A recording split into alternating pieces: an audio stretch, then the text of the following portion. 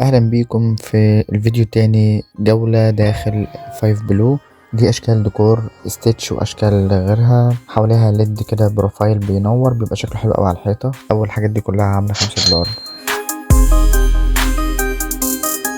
بصوا المج الحراري ده عامل $5 برضه.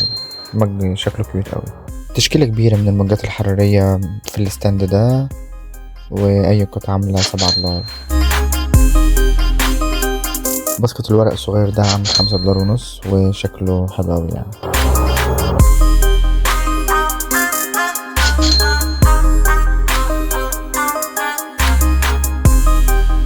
دي مجموعة من 4 مجات تنفع في العربية، يعني حجمها حلو قوي وليها شليمون كده صغير، عاملة $5 برضه.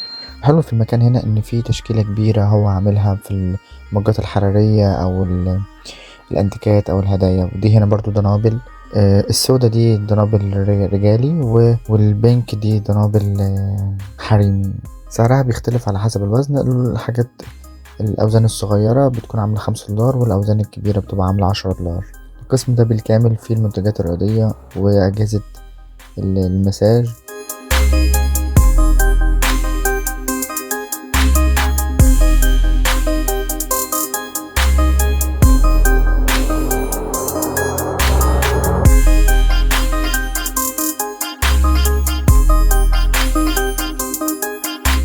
عجباني أوي أنا الدنابل البينك الصغيرة دي. والحلو في الموضوع ان هو عامل الحريمي لون بينك كده وشكله جميل، والرجالي لون اسود كده فخم.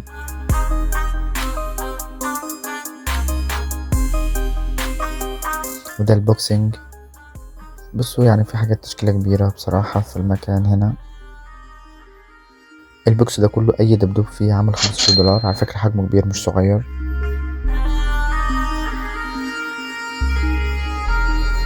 دي اشكال من الفازات الصغيرة بتبقى برضو الواحدة عاملة $5.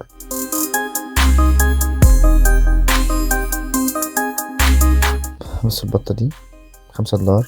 معظم الحاجات على الستاند ده من $5 ل$7، كلها انتيكات حاجات صغيرة.